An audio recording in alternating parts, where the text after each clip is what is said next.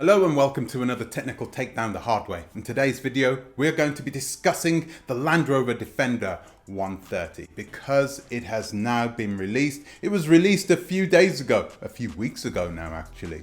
And I did make a video about it and then I stopped and I thought, can I make this video? Can I make this video without actually going to see this vehicle, reviewing the vehicle, driving the vehicle? And I had this dilemma inside my head. I'm thinking to myself, I don't know if I can make a video like this. And then I figured, let's just have a discussion about it. Let's talk about it. We don't have to drive the vehicle right now at this moment. And the thing is that we have all the statistics, right? We have a new weight, okay? Because the new Land Rover Defender 130 is going to be a little bit heavier than the Defender 110. We also have the Discovery, and a lot of people see this Discovery now, the new Discovery 5, as simply just a mall crawler. But I think that this vehicle is more than just a mall crawler. I think that the Discovery 5 has more to offer than just that, but we're going to get to that a little later on in the video. So as you know, I'm going to be going on my own overland journey, and we are planning to leave at the end of November, and we're planning to do an entire lap of the African continent, around 50,000 miles and about 37 countries, if I remember at the top of my head. We're going to be doing some extensive driving, and so we are looking currently at a vehicle that is going to be reliable, something that's going to be comfortable, something that's going to be dependable, something that's going to be able to take us over the tough terrain as and when we need it to. And so, of course, we took a look at a vehicle that is built in the same city that I was born and raised in, Birmingham, Landrover. And of course, the Landrover Defender. I don't even think you can talk about Overland in Africa without thinking Defender. I know a lot of hardcore overlanders will always say, oh, Japanese is always the best, the Nissan Patrol, the Toyota Land Cruiser, yada, yada, yada. But at the end of the day, yeah, you know, the Land Rover fraternity is so strong. There are so many people who just love the romance of what the Defender gives. You know, I think you can look at the Japanese vehicles as something that lacks character. Let's be honest with ourselves. You know, the Japanese aren't known for building vehicles that have, I don't know, character. They are known for producing vehicles that do the job perfectly. I heard from another overlander who said something really quite profound actually. He spoke about if he was going to overland Africa again, he would always overland it in an old vehicle. And the reason why he'd do it in an old vehicle is because when you drive through Africa, your vehicle is going to break down. At some point, you're going to need the help of the locals. And this forces you to engage with the locals a lot more than if you would have had a brand new Land Cruiser and you was just easily, happily hopping along and you had everything under control. You know, that is part of the experience of going to Africa. We can't do that. I've got a family. I'm going to have a toddler and a baby with me. I need a vehicle that's going to be able to do the job. But in the same way, I still want something. I really want a Land Rover. I really do. I really do. And I'm looking at the Defender 130 now, and oh, good. I would love to have one of those Defender 130s. I'm going to be honest with you. Now, I can't afford one. And that's part of the reason why we're going to be talking now today, because I truly believe that this vehicle is probably the perfect overlander. It gives you the right amount of space, okay? It gives you a good amount of space. It gives you comfortable seating now for up to 9 people, which is crazy, absolutely crazy. Up to 9 people, that's 8 passengers. Can fit inside the vehicle with luggage. The 130 kilogram rooftop weight limit, which is one of the highest in its class. Air suspension, this vehicle it's the real, in my point of view, it's the real Land Cruiser. So what are the negatives about the Land Rover Defender 130? Well, one of the things is that it's now, if you buy one brand new, it's expensive to purchase. And do you really want to throw your $80,000 Land Rover Defender around the African continent, stick 50,000 miles onto it? Many people would say no. And I think many people will be waiting. They'll wait until the Land Rover Defender 130 has been out for a little while before they go and purchase one themselves. So do I think the Land Rover Defender 130 is going to sell? I don't know, if I need to be honest with you.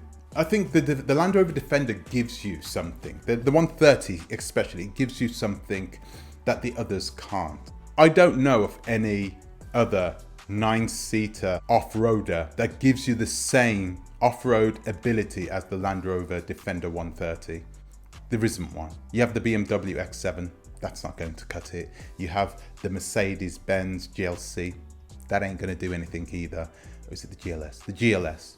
That's not going to give you the same performance off-road as the Land Rover Defender 130. So it's offering you something demonstrably different, special. It's offering you a vehicle that can do the job and will carry everything that you're possibly going to need for an overland journey. It's also going to give you something different than the Land Cruiser and also the Nissan Patrol. The Nissan Patrol doesn't have air suspension. This is why many overlanders love it, because they just don't break down. But the ride, I think, is just not as refined. And for the type of overlander we're going to be doing, where we are going to be spending most of our time, we're going to be searching for the good roads, okay? And seldom will we go off the beaten path when we, when the opportunity arises. We will, but we're not going to do that. We're not going to do it just for the hell of it. And I think you get a lot of people who don't understand the differences between off-roading and overlanding. They think it's the same thing, and it's not. It's different. Overlanding, we try and avoid these places because we know that we've got 10, 20, 30, 40,000 miles to go in that vehicle. Whereas somebody who's off-roading don't really tend to use that vehicle and live out that vehicle for long periods of time. Long-term vehicle-based expedition vehicles are special, okay? They don't have huge tires. A lot of them aren't lifted. We try not to lift them, do we? We may want to cut around the edges to give the vehicle a bit more travel on the suspension, but that's it. We don't want to mess around with the components. We want to try and make the vehicle capable without doing the modifications that will make it less reliable. With the Land Rover Defender, I think its Achilles heel is going to be its suspension. I watched a video not long ago with a gentleman who is overlanding currently in North America, and he had a Land Rover Defender 110, and he had a problem with his suspension. Now, I always got to look back. I stand back, I listen to him, and he said something about along the lines of that there might be a problem with the vehicle.